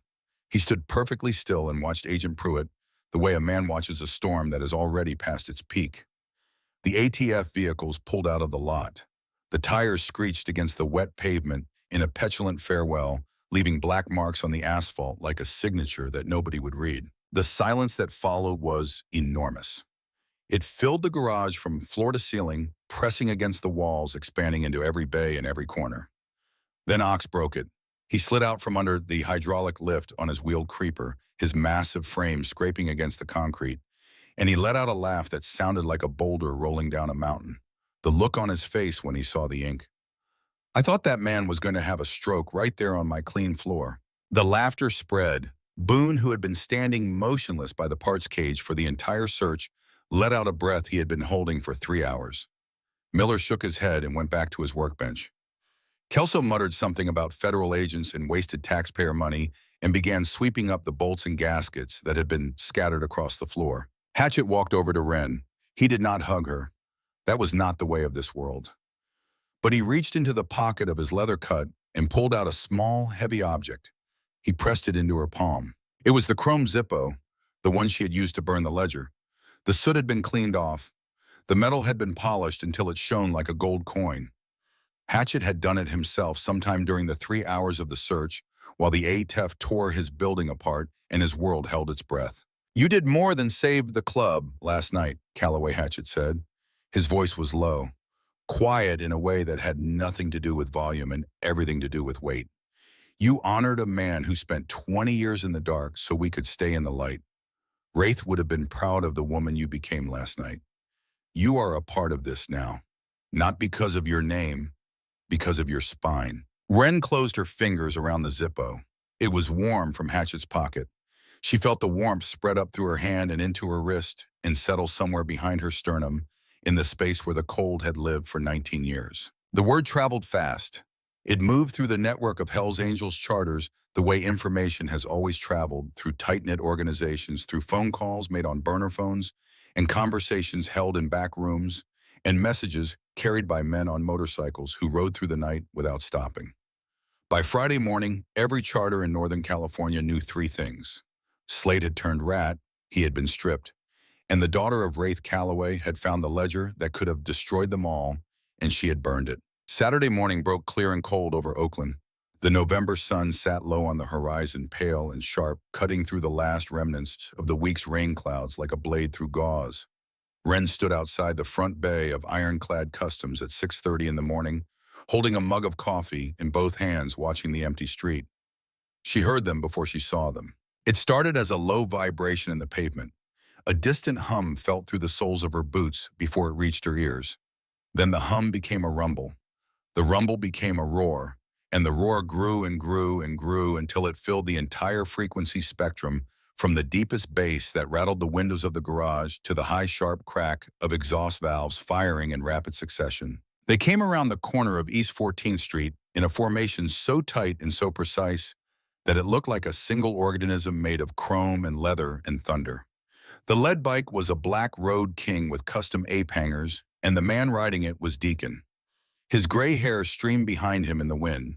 His weathered face was set in an expression of absolute purpose. Behind him, in rows of 4 stretching back down the street so far that Wren could not see the end of the column, were Harleys. Dozens of them, then scores, then hundreds. They filled the street from curb to curb. They turned the pavement into a river of chrome and black paint and polished leather.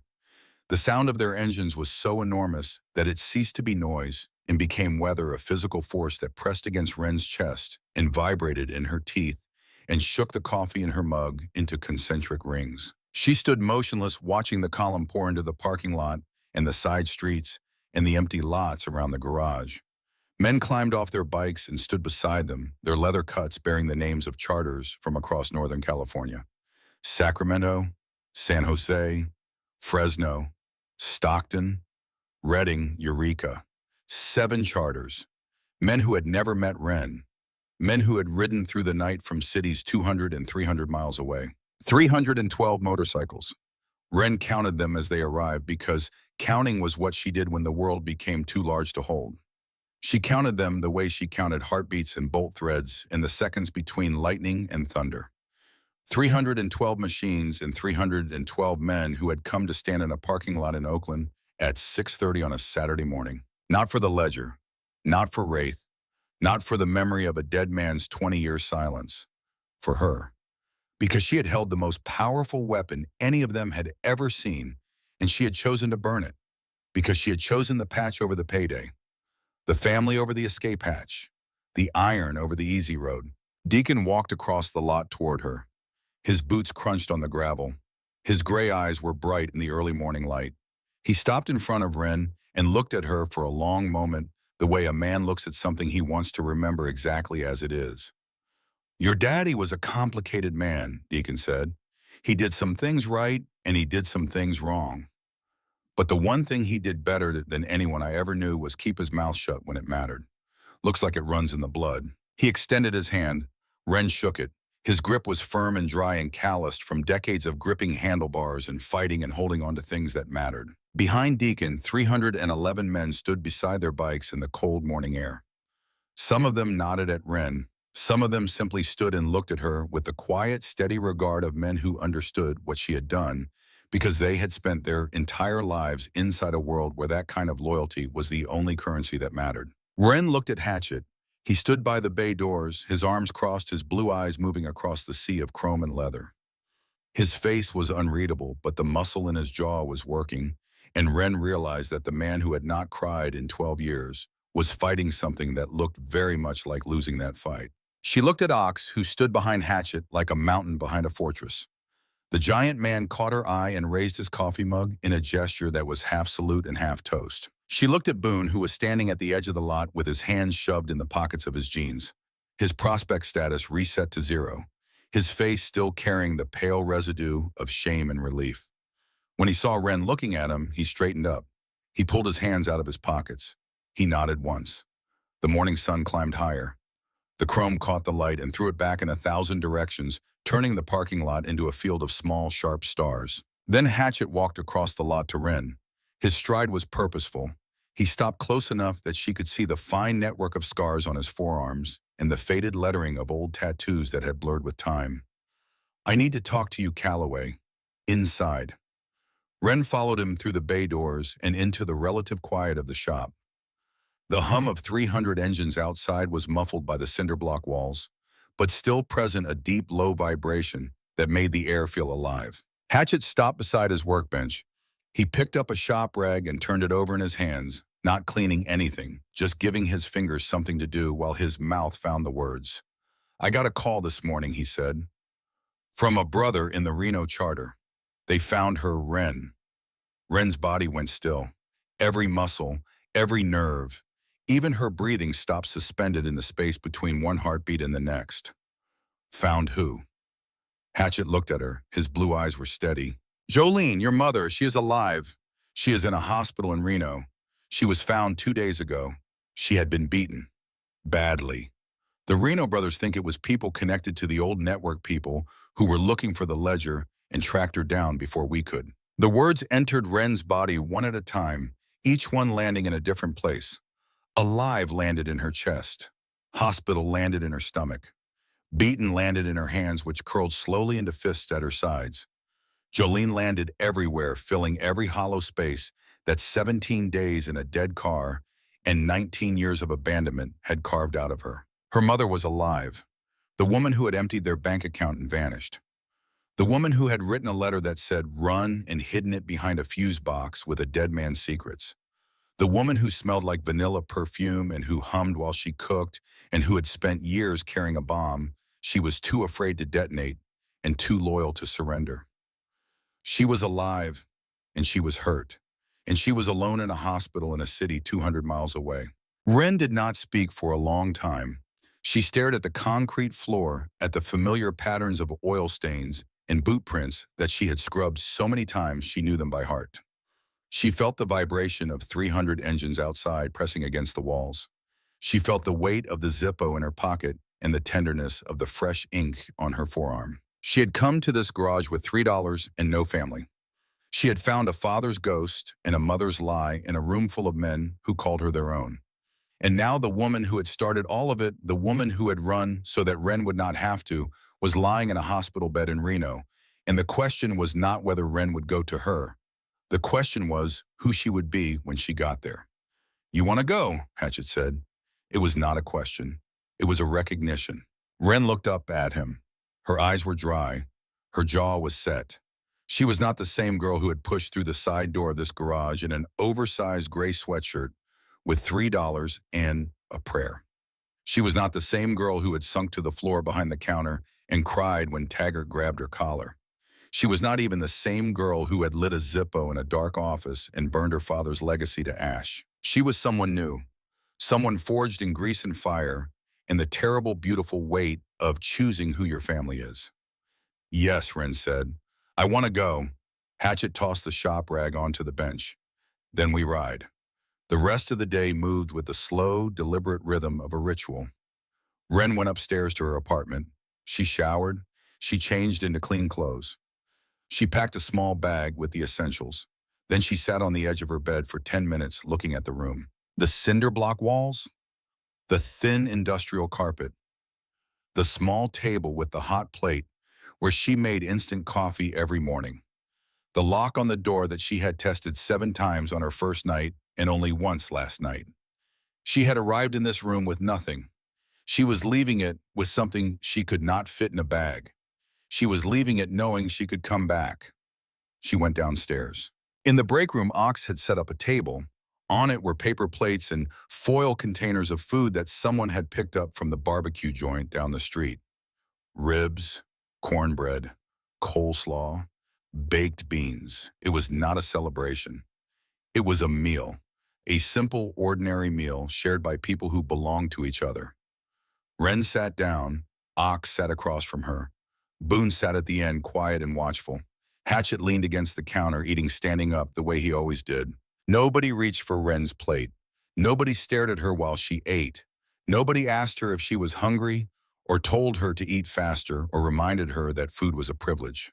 The ribs sat in front of her and the cornbread sat beside them, and nobody touched any of it until she picked up her fork and took the first bite. It was the smallest thing, the absence of a threat so minor that most people would never have noticed it. But Ren noticed. She noticed because she had spent years eating in rooms where hands reached across tables and plates were pulled away, and food was a weapon used by people who understood that controlling when and what a child eats is the most intimate form of power. Nobody reached for her plate. Nobody watched her eat. The food stayed on the table until she was finished. That evening, Ren walked past Hatchet's office. The door was open. She glanced inside, a reflex born from weeks of cataloging the small details of this place. And she stopped. The photograph of Ruthie was standing upright on the desk, face up. The little girl with the pigtails and the gap-toothed smile sitting on a motorcycle too big for her, grinning at the camera with the fearless joy of a child who does not yet know that the world can hurt her. The frame was no longer turned down. It was standing beside something new. A second photograph propped against the first. It was a picture of Ren taken by Boone on his phone and printed on the shop's ancient inkjet printer. She was standing next to the blue Sportster in the back alley, her hands black with grease, her hair pulled back in a messy knot, a sharp grin on her face. She did not remember smiling when the photo was taken. But there it was, proof that she had smiled, proof that this place had given her a reason to. 2 photographs, side by side, one of a girl who was gone and one of a girl who was here. And in the space between them, the entire weight of a man's grief and his second chance, in the 12 years he had spent trying to earn the right to keep someone safe. Ren looked at the photographs for a long time. Then she walked to her apartment and packed the last of her things. That night, she tested the lock on her door. She turned the deadbolt. She heard it click. She did not test it again. She lay down. She pulled the wool blanket around her shoulders. She listened to the hum of the garage below her feet and the distant, fading rumble of the charters heading home and the small, ordinary sounds of a building settling into itself for the night. She closed her eyes. She slept. In the morning, the convoy formed. Ren came down the stairs at 5:30 to find the lot already alive. Engines were warming. Thermoses were being filled. Men in leather cuts stood in small groups, talking in low voices, their breath forming clouds in the cold November air. The blue Sportster 883 was waiting for her by the front bay. Someone had washed it overnight. The chrome gleamed. The tank had been topped off.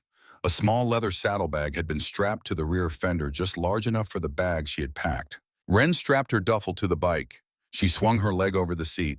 She settled into the position that Boone had taught her in the back alley weeks ago. Feet on the pegs, hands on the grips, spine straight, eyes forward. Hatchet pulled his bike alongside hers on the left.